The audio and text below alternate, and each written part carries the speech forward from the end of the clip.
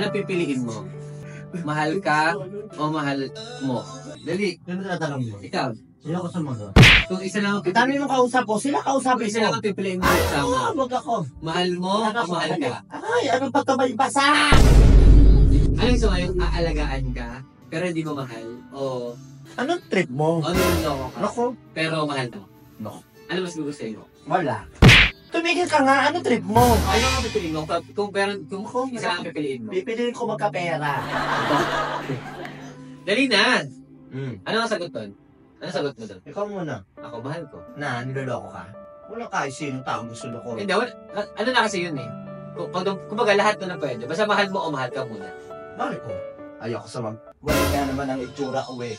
Hindi naman tayo magpo-content ngayon eh. Hindi na. Aba, kaya may nadidinig. Sabihin na naman sa akin, nakakarira eh. Hindi ka ba magiging masaya kung... Alam mo, depende yan sa sitwasyon. Hindi naman pwedeng gusto mo lagi yung nasusunod. Kung ano ba sa sitwasyon mo, mahal ka, tapos hindi mo naman mahal, pero gumagawa ng mabuti sa'yo. Sino ka para pagbawalan siya? At sino ka para maliin yun? Hayaan mo lang na mahalin ka niya, pero kung pagbawalan, gawin yung gusto niyang gawin sa'yo. Pero hindi mo mahal. Oo naman. Kasi gusto mo kasama yun. Okay lang din. Doon na naman aayaw dun eh. Magiging masaya ka. Masaya ako kasi pinapahalagahan ako. Kahit hindi mo mahal. Oo naman.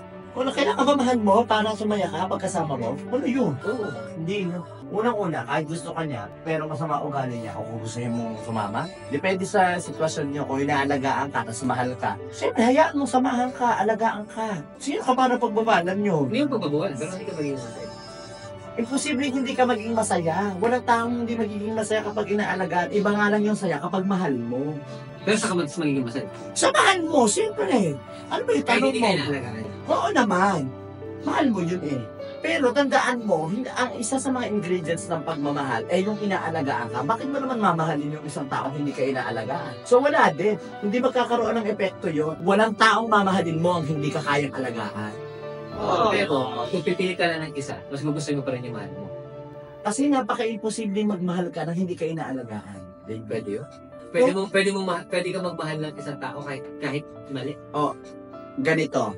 Yung pagmamahal na yon, maaaring physical attraction o kaya naman nagugwapuhan ka lang sa Hindi ba pagmamahal ng physical? Kasi yung pagmamahal na, mahal, in love ka. Oh. Pwede ka ba in love nga sa taong mali, maling tao. Pero mahal mo. Oo. Pero hindi mo ipupush. Hindi mo ipupush. Ang pagmamahal ay unlimited yan. Pwede kang magmahal na in love. Pero kung may mali naman, di mo ipupush yun. Depende pa rin sa'yo yun. So kaya ka, bottom line na tanong, mas pipiliin mo ba yung mahal ka o mahal mo? Kung isa lang. Pipiliin ko yung mahal ko. Kasi yung mahal kong yun, pipiliin ko kasi kaya ko siya minahal. Kasi may mga gusto siyang may mga katangian siya na gusto ko. At yung mga katangian na yun ay malamang inaalagaan ako. Hindi nga eh. Ano nga eh, isa nga lang, mahal mo lang siya. O yung hindi mo mahal, Pero mahal ka. pero mahal ka. Halimbawa, ganun lang yung pwede pagpilian. Ano ang mas gugustuhin mong makasama? Halimbawa, yun talaga, kumbaga, wala ka sa ideal setup. Pinapili ka lang, may dalawang mundo. Dito sa mundong to, ang makakasama mong mahal mo, pero di ka mahal. Sa kabilang mundo, mahal ka, pero hindi Yung mahal ako. Pero hindi ko mahal. Kung yun lang pagpipilian, ha, napakahirap, kaya ko kasi ipaliwanag kung ba't ko pinipili yung mahal ko kahit hindi ako mahal eh. Pero kung wala ka talagang pagpipilian Walang at choice. ayun lang, walang choice, walang paliwanag, doon ako sa mahal ko. Kasi yun yung paliwanag mo kanina. Kaya mas pipiliin mo yun kasi para mas... Kumbaga, hindi to yung tipong... Kasi mahal ka, pwede mo matutunan. Mamamatay ka yung hindi mo siya mahal. Kaya pa rin pipiliin ko. Kasi kapag mahal ka ng tao, gagawin yan lahat sa'yo. Pero ha, hindi ko yung sinagot dahil yun yung gusto kong sagot. Okay. Sinagot ko yun dahil yun lang ako pipilian. Correct. Pero ang sagot ko talaga, kung may pagpapaliwanag, doon ako sa mahal ko. Wala nang ganun. Ano bang pinaproblema mo, Josh? Baka na yung pindutan. Tingnan mo kasi yung pindutan nang hindi ka, napakatagal eh. Isa pa, Kasi nga, pinag-aaral kita, tumigil ka. Ay, Josh, na pindutan. Ayun. Yeah. Sinukuwang tagal mo. Kung dalawa lang, ang makakasama mo, mahal mo na hindi ka mahal. O mahal ka na hindi mo mahal. Mahal ko. Na hindi ka mahal? Bakit? Wala, para mas mapakita ko sa kanya na mahal ko talaga siya. Tapos, maging Kung ba maramdaman niya, tapos matuto niya ng... Hindi ka nga niya matututo na mahalin. Di ano. Kumbaga, mamimili ka lang, habang buhay mong kasama mahal mo na hindi ka mahal at hindi ka mamahalin. Oo, mahal ka, pero hindi mo naman matututunong mahal kahit kailan. Mahal ko na lang. Para ano pa rin. Ipakita ko pa rin yung ano ko, kahit di niya ako matutulong mahal. Mailabas ko lang ang nararamdaman ko sa kanya. Papakita ko sa kanya kung ano yung tunay na ano, na nararamdaman ko sa kanya. Yun lang. Ikaw, sige. Ako, boss, yung mahal ako. Kasi, Wala, simple lang, boss eh. kahit di mo siya matutunong mahalin. Yes, boss. Ano naman yun eh. Sabi nga natin, based on, syempre, kanya-kanya opinion, parang mas gugustuhin mo ng mahal ka para pag nakikita mo yung effort niya, parang nakikita mo yung sarili mo na meron pala taong magmamahal sa'yo. Ganun lang. Parang lahat naman ng tao kailangan ng love eh. Pero once na, ano, yung parang bagay, yung isang bagay na papasok lagi sa isipan mo na importante ka rin pala, tao. Parang naman. Marami nagmamahal. Isa na siya doon. Parang lalaki. Hindi, totoo. Parang malalim na eh. Hindi, ganun lang, boss. Gusto ko yung mahal lang ako. Ikaw, boss. Yan. Ganun. Oo, ikaw, boss. Ano bibili mo sa dalawa? Sa dalawa. Yung mahal mo o yung hindi ka mahal. Tama ba?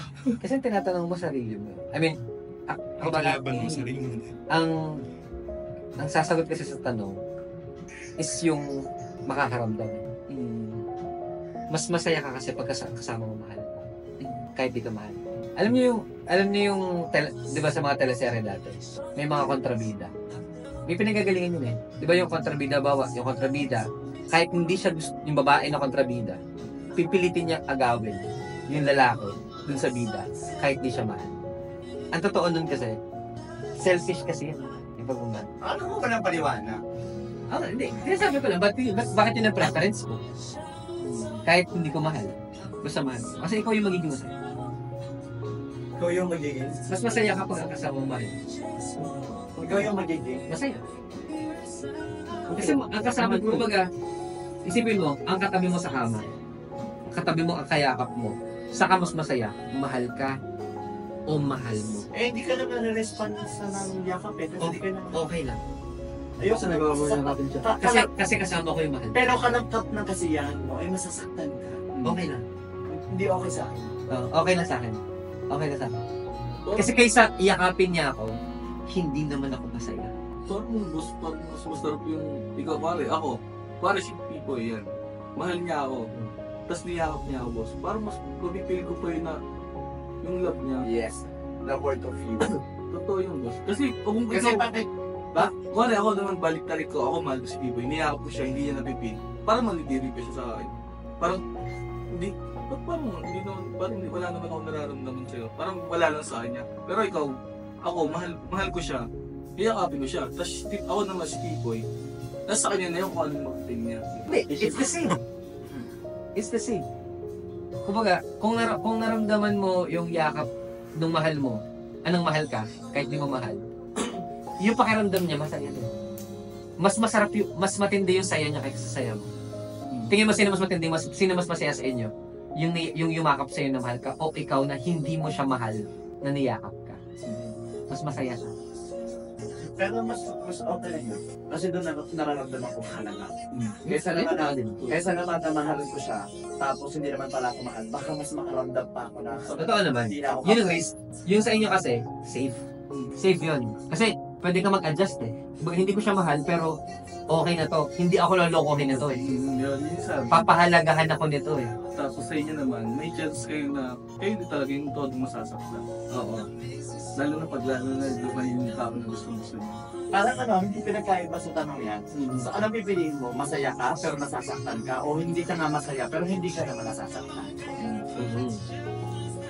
Saan ka? So, hindi ka nasasaktan. Oo, okay lang hindi masaya.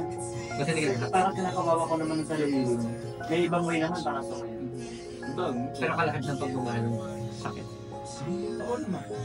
Given, pero kung hindi mo na-deserve ang paulit-ulit na sakit, but may pagsisipin ka. Mahal mo? Oo, pero kung kailan ka masasaktan dahil sa pagmamahal na yan, Hanggat mahal mo. ayun ko yung boss. hindi, ano maaaring pigilan ko rin sarili ko pahalin siya. Sige, ilapit natin si reality. Pero bakit ko ba masasabi na nasasaktan ka? Nagkalasip ng pagmamahal ang nasasaktan ka. Nasasaktan ka kasi binalikan ka niya rin ng pagmamahal. Hindi ka naman pwedeng masaktan ng ikaw lang yung nagpamahal. O, ikaw lang nagpamahal. Masasaktan ka kasi alam mo hindi kanya-kanyang mahalin. Given na. Hindi. O, sige nga. Oo nga, tama. O, diba? Given na kasi yun. Masaktan ka kasi mahal mo. Mas hindi ka kayang mahalin. Pero may ibang uri kasi ang impact ng sakit patungkol din sa pagmamahal. Kaya sabi ko, kung nagmamahal ka, nasasaktan ka. Uy, may mga nagmamahalang totoo at sa isa't isa na nagmamahalan, nagkakasakitan din. Nagkakasakitan, mahal niya. Mahal kita, mahal mo ko, may relasyon tayong dalawa. Pero bakit dumadating sa punto na nagkakasakitan tayo? So, bakit may nakakaramdam ng gano'n nasasaktan? So, ibig sabihin, hindi lang yung dahil sa nasasaktan ka kasi hindi kanya kayang mahalin. Meron nagmamahalan na nagkakasakitan, kaya naghihiwan. Kaya, hindi, kaya, sinasabi ko lang yung kanina na, kasi kung ang pinili mo, hindi mo mahal pero mahal ka, hindi ka masasaktan. Ano na? Di ba sabi mo kanina, parang wala yung kaibahan sa tanong na, anong pipiliin mo, hindi ka masaya pero hindi ka nasasaktan, o nasasaktan ka pero masaya ka. Pag pinili mo kasi yung mahal ka pero hindi mo mahal, katumbas yun nung hindi ka masaya pero hindi ka rin nasasaktan. Kasi nasabi ko, mas gugustuhin ko ng masaktan pero ang kasama ko mahal. Kaysa mas gugustuhin ko ng masaktan pero nagiging masaya ako.